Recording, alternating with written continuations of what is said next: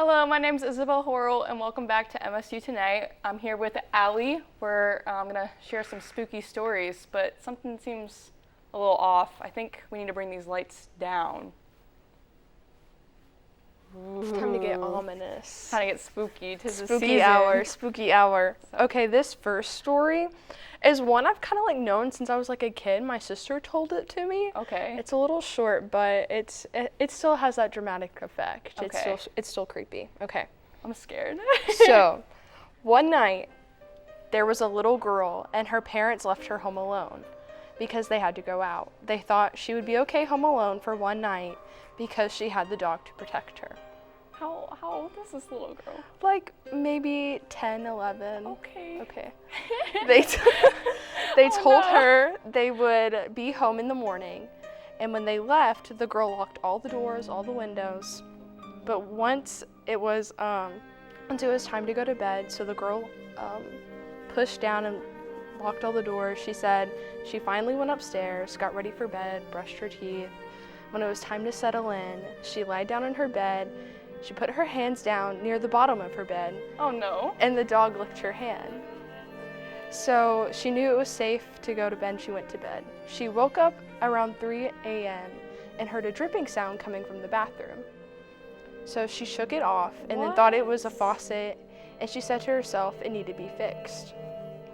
She put down her hand again and let her dog lick it, and when she went to sleep, she woke up at 4:30 a.m. and heard the dripping sound again. She got up to go fix it, then when she walked in the bathroom, she saw her skinned, dead dog hanging in the bathroom, and written in the dog's blood was, No. "Humans can lick too." What was it? What was So- it written? Humans can lick too. So it wasn't Oh my the gosh, dog. it wasn't the dog. It was, It was like a little monster or someone. a human. yeah. How old Very were you when spooky. you read this? I think my sister told it to me when I was 10, 11. Oh my gosh, what are these Yeah, it parents? was I'm kinda sorry, but, traumatizing. 10 to 12-year-old is too young, I feel like, to be by yourself. If you had a sibling, it feels a little different. I don't know why, Yeah. but but, it feels a little The different. dog, I guess it depends on. How big's this dog? Yeah, exactly. But also, if it's a big dog and it's just hanging there, can And- you imagine? And what if it's one of those little Does she just tiny. die? Is that how the story ends? No. Because she finds this dog and it says human, in the blood, humans I guess it's up for can lick too. interpretation. Is she just dead? It's just over? I was don't this- know. And then also, what if it's one of the little I don't tiny like this white story. dogs? How is that dog going to protect you? I don't know. Okay, well, mine is I think it's called creepypastas. Do you know what those are? I've heard of it. You might want Yeah. to explain it a little I bit. feel like yours is a creepypasta. It sounds creepypasta word. They're basically internet stories that no one knows really where, from my understanding, nobody knows where they've come from. They're just stories that showed up on the internet and then people just pass them around and they're supposed to be creepy. So I think they're not real, but They could get be. into it. They could. We don't know. That's part of the fun of it. Okay, so mine's a little long, so bear with me. Okay. Well, we can take breaks too in Okay. between. Okay, this one's called Distorted Warning Signals. Does that sound familiar? No. This is a very popular one. Okay. When I got the first one, I was literally seconds away from stepping onto the plane when a call from unknown blared from my cell phone. It was a ringtone I hadn't heard before, one I was pretty sure hadn't come with the phone. Normally, I wouldn't have stopped to answer it, but I was expecting a call about a job I had interviewed for the previous week. I took a deep breath and accepted the call. Hello? Do not get on the plane, a woman's voice gargled and strange, as if her vocal cords had been shredded and she was trying desperately to choke out speech.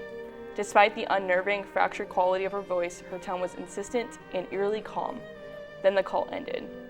I froze. I had always had a slight phobia of air travel, and something about this call there was no way I was about to get on a 7-hour flight now. I turned around and headed toward the food court. I just get another flight later in the afternoon, I figured. I watched from the airport Starbucks 3 hours later as every TV in the terminal lit up with crash footage of the plane I should have been on. No survivors, not a single one. I tried to trace the call, so did the police, but there was nothing to trace. There was no evidence my phone had ever received a call from that time. They analyzed phone records, incoming and outgoing communication to my phone, nothing. I wasn't making it up. I couldn't have been. That wasn't the only call. Throughout the years, they were few and far between, but always right, and I always listened. Do not go on that blind date tonight. 5 months later, my would-be date was convicted of killing 4 women, all with my hair color and build. Found them in a shallow grave about 50 feet from the diner he offered to take me to. Do not drive to the concert tonight. 18-wheeler lost control and plowed into a line of cars. Every driver crushed, every driver killed, and a stretch of freeway I should have been driving down. No matter if I got a new phone, if I moved across the country, the calls would still come. I could also almost feel the presence of whatever it was, whatever it is, watching over me. I imagine being at the bottom of the freezing ocean, still strapped into my coach selection plane seat, or being in the mass grave across from the diner, or watching an 18-wheeler skidding toward my car, knowing death was imminent. I don't know how to say that word. And I get this tightness in my chest. I think about how thin that line was, how close I got him. If I hadn't had a job interview I was waiting to hear back from, I'd have never listened to that first call, and that would be it for me. It always felt like something was coming for me, but there was always this fractured, warped voice with these calls that never seemed to exist after I heard them. Self-destructing warning signals rotting away before my eyes, and I was alive. I had a bad feeling about this cruise. I had planned it as a girls' week out with some of my old friends from college, and was looking forward to a week in the tropics in the dead of winter. But part of me could almost sense that the call was coming. Maybe I'd watched Titanic one too many times, but there was a little nagging fear from the start. I hoped it would be fine, but I knew that if something was going to happen, I'd get the call. I'd know. Now, a week before I'm set to go on the cruise, after stepping into my apartment, after returning from dinner with a friend, I noticed my cell has a message from unknown. They never had to leave a message before, haven't checked it all night. Damn it, and I had really wanted to go on that cruise too. Ah well, not worth whatever horrific fate awaited me in that cold, dark ocean. I click play message and feel my stomach drop as I listen to the voice, sounding horrifically distorted, as if it emanates from a throat slashed to ribbons, crackling with more urgency than ever before. I look around my apartment as the voice on the phone repeats the same phrase over and over again. Do not come home after dinner tonight. Do not come home after dinner tonight. Do not come home after dinner tonight. And that's the story. Do you get it? I don't think, hold on. Why didn't they want to come home? Why couldn't they come home after So this dinner? like spooky thing Right. tells her like when something bad is going to happen, right? And so she listens Right. to it. And so she had in her head, like leading up to like this whole week of going on this cruise, that like she doesn't have a good feeling about it. So she goes to like dinner with her friend, like this is the night before the cruise, and she goes to dinner with the friend. She gets this message, but she doesn't see it until she got home. Okay. And she gets these messages from it And so that's that the says end do of not the come story. home tonight. And that's the end of the story. So we don't know. So, We think she died, but yeah, that's the whole thing. like, I know the voice is supposed to be creepy, but it's like it was It's trying kind to of like her protect guardian her angel. in a way. Yeah. But it's really creepy, But like the way it goes about it.